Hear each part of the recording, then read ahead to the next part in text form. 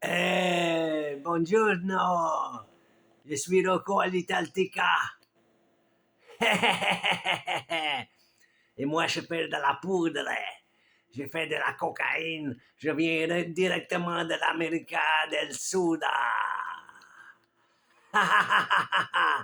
Et maintenant, mon ami, vous allez voir qu'est-ce que je vais faire. Je vais tous vous encouler dans le plus profond de votre anus de Satan. Et madame la puta, si vous voulez pas faire l'amour avec moi, je vais vous fouetter avec un fouet, je vais rentrer un inco dans votre cou, et je vais mettre le dynamite et je vais vous faire exploser comme une vieille patata, vieille tomate, détruite par l'imperio. C'est moi, Rocco l'Italtica. Et maintenant, je vais tuer Michel Richard. Je vais tuer Michel Richard et je vais faire l'amour avec la femme de Justin. Justin qui, je sais pas, mais ça doit être un trou de cul.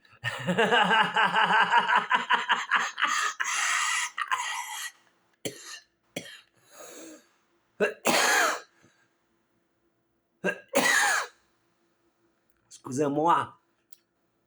Maintenant, quand on fait perdre $1 million à Dan, il faut s'attendre à des conséquences. Mon ami Dan, il a perdu plusieurs fois $1 million à la Loto 649, Loto Max et tout le tralala. Il sait que c'est tout truqué, cette patente-là de l'Auto-Québec. Regardez gros yeux, regardez gros yeux. Maintenant, je vais vous dire une chose, les amis. Si vous n'écoutez pas qu'est-ce que je dis et qu'est-ce que je fais, c'est parce que vous êtes seulement un stupido mongolier de mongol abatrito. Et maintenant, je vais faire une traque de cocaïne là, ou une puff de crack, de freebase. Oui, on fume la freebase avec Bernie qui a son sac pour chier. Il a eu le cancer des tripes, de l'intestin, et maintenant il fait caca avec un sac. Oui, il a trop appelé pour emmerder son petit frère, Danny, Danilo Tech, Poussinothèque, le petit garçon de mamie, Madame Marielma. Et Martina, elle fait une dépression, là. Ça fait des années qu'elle est chez elle, qu'elle s'enferme dans la cabane de elle et de son copain antéchristian.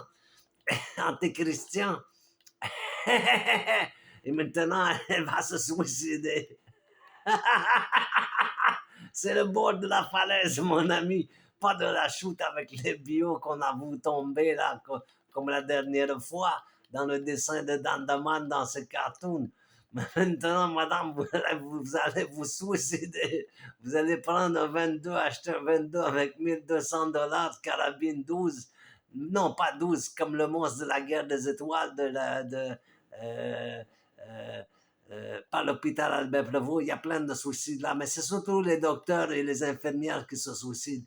Mais il y avait un gars à Saint-Adolphe d'Howard, mon père, pas mon père, mais le père de Danny Lotec, Dan Deman, il m'a dit que son père, quand il allait au bar avec son père, il y avait un gars, il était tout défiguré, la face toute pétée comme un monstre de la guerre des étoiles. Justement, c'est ça j'allais vous dire.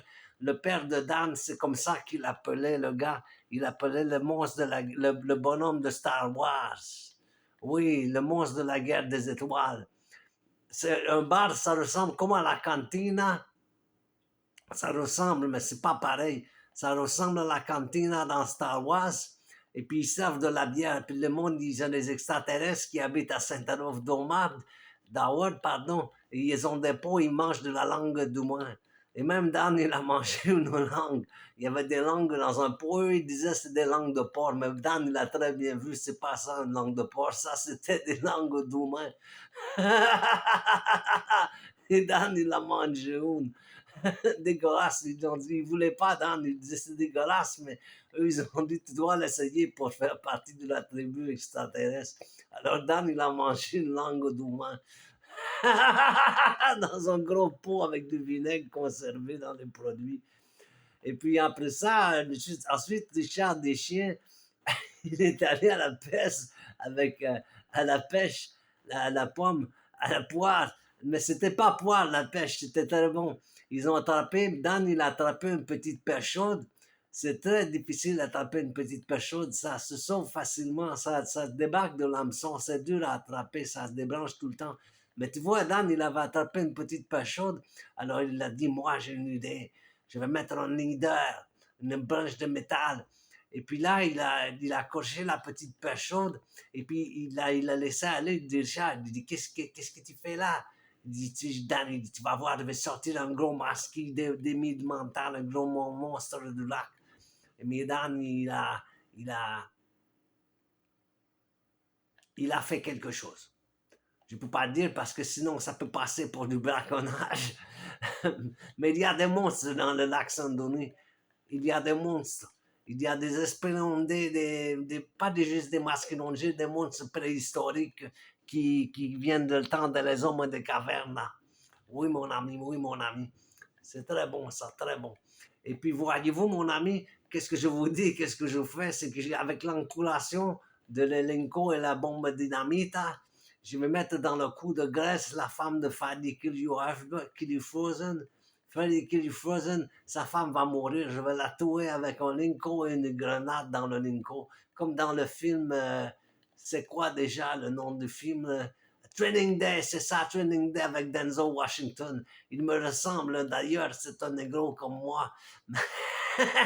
Denzel, moi je l'appelle Zozo, du Zozo. Zozo, ça veut dire pénis en créole. Zozo Washington, dans le film Training Day, il a pris un Lincoln et puis il a mis dans le cou du gars qui disait I'm a professional, you know, it's just business, blah, blah, blah, bullshit. Me too, I'm a professional. I threw the Lincoln up your ass and I blew it up like a fucking faggot, motherfucker. Blow up fucking mafiosi, you're gonna die. Président de l'Auto-Québec, tu vas mourir parce que tu as des affaires à régler, toi. Eh bien, nous aussi. Toi, tu as de quoi avoir avec le meurtre de la petite CDK, mon président de l'Auto-Québec. Alors maintenant, on va te faire exploser avec le Linko, ou on va détruire ton casino de Montréal, va exploser. Je vais demander aux terroristes qui détruisent tous les casinos de Montréal. Vous allez tous mourir, muerto pour la population de Montréal. Fucking arabico, piece of shit, plein de marde. Allez chier, tabarnak. Enlevez votre hijab, ça prouve, tabarnak. Tu as fait la vaisselle et tu as essuyé ton derrière avec ton hijab, salope. Maintenant, qu'est-ce que j'ai dit, qu'est-ce que j'ai fait? C'est que si vous ne comprenez pas mes attitudes mentales et spirituelles, c'est que moi, je suis né dans les années 80. Et dans les années 80, on avait le droit de dire des affaires de même. Maintenant, il vient avec le hijab, l'arabe, il plante un drapeau et il dit ça, c'est mon pays, on s'habille de même, on prie comme ça, on fait ça. Moi, je vais prier Jésus-Christ tout-puissant pour qu'il mette le feu dans toutes les mosquées de tout le monde et que ça brûle tout et que ça soit détruit. Je vais même appeler le président parce que mon ami cousin, il est ami avec le président des États-Unis et j'ai des amis qui sont des chics arabes, mais ils ont promis tout le temps de l'argent, mais ils n'ont jamais payé. Et un de mes cousins, il travaille dans le US Navy, il est en mission en ce moment en Arabie Saoudite. Je vais lui dire, fais semblant que tu as pesé le mauvais bouton et lâche des bombes sur des comment tu appelles ça, donc tu sais, là où il y a les raffineries de pétrole, mais détruire tout au complet comme ça, ils vont vouloir 30 milliards de dollars de dommages. On va même pas prendre le pétrole, ça va brûler là, ça va polluer un peu, mais l'arabe, le chic arabe, il va faire faillite, il aura plus un rond, il devra passer le balai dans un restaurant à Amir ou en Arabie Saoudite. Sale pédale de mes deux fesses. La plupart des Arabes que je connais, ils sont tapettes, ils disent Allah dit pas faire ça, pas faire ci, pas faire ça. Mais ils boivent de la bière, ils m'ont tous fait des avances. C'est des sales pédales et pédos de mon anus rose, mon anus géant. La plupart, ils sont homosexuels, les Arabes.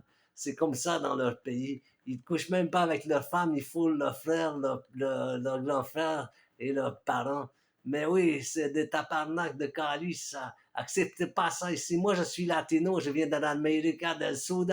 Je suis très bon gars. Bonga, bonga. Il y a des singes en Amazonie. Je suis très gentil. Bonga, bonga. Alors, voici que maintenant, c'est les tribus qui contrôlent tout parce qu'eux, ils ont la liberté de faire qu'est-ce qu'ils veulent dans le tribu. Si tu prends une photographie dans les tribus animales indigènes d'Amérique du Sud, là, eh bien, tu t'attends à avoir des problèmes, mon ami, parce qu'eux, ils croient que tu voles une partie de leur âme. Alors, si tu prends une photo avec un Kodak dans une tribu, si tu t'aventures trop loin dans la jungle, t'aventures trop loin dans l'Amazonie si tu réussis à te rendre, bien sûr, parce qu'il y a des anacondas de 200 pieds de long qui mangent le monde. C'est des serpents mangeurs d'hommes, comme n'importe quel autre de bonne grosseur, bien sûr. Eh bien, les anacondas, quand tu réussis à traverser la zone des anacondas, tu arrives dans une zone de tribu indigène d'Amazonie. Et eux, si tu prends une photo avec le Kodak, ne montre pas la photo, ils vont dire t'as volé son âme, ils vont te tuer ou ils vont te manger comme cannibaliste pour la reprendre de l'âme. Oui, mon ami, oui. Alors maintenant aussi, ils font des sifflets. Quand tu siffles dedans, c'est des sifflets artisanaux faits en bois avec du bambou ou une sorte d'arbre que je ne connais pas. Ça met un son. C'est comme les synthétiseurs de Dandaman. Il ne peut plus jouer du synthétiseur parce que ça pète les neurotransmetteurs, ça détruit les cellules. Il y a des sons, c'est dangereux, ça peut tuer quelqu'un. Les dauphins, ils communiquent avec les ultrasons. Eh bien, les tribus en Amazonie, eux, ils ont un sifflet qu'ils fabriquent artisanalement. Là, c'est pas en usine parce que c'est des tribus, ils ont juste le bois et des instruments artisanaux qu'ils ont fabriqués avec des roches et des affaires de même pour sculpter. Eh bien, ils fabriquent des sifflets. Quand ils te mettent devant toi à un pied devant ta face, il te dit, regarde-moi. Tu dis, mais qu'est-ce qu'il y a? Il siffle dedans et paf, tu tombes à terre et tu meurs, mon ami. Muerte, like a fucking patato. La tomba de René Angelico. Angelique, il est mort, comme on avoue dans le dessin de Dandaman. Et il dit dans la vidéo, pas la vidéo, mais le dessin de Dandaman, René dit, est-ce que m'a être bien sans elle? Et ça dit, R.I.P. R.I.P. Burning Hells, René. Céline, ta musique est plate, c'est même pas bon, tu vas mourir. Maintenant, tu as pogné une maladie, c'est parce que tu donnais pas assez d'argent aux pauvres, tu encaissais tout à la banque, trop de gambling au casino. Maintenant, Céline, je te souhaite bonne chance en enfer, toi. Et maintenant, qu'est-ce qui va arriver? C'est que la vidéo est terminée, les amis, je dois l'arrêter, sinon ça va dépasser 15 minutes et je ne pourrai pas le mettre sur l'Internet, mon vidéo que je suis en train de faire. Alors c'est terminé, les amis. À la prochaine, on se revoit pour le prochain épisode, même pas de Freddy Kill You Frozen, parce que lui, il commence à en avoir trop, mais un épisode de Rocco Alitaltica.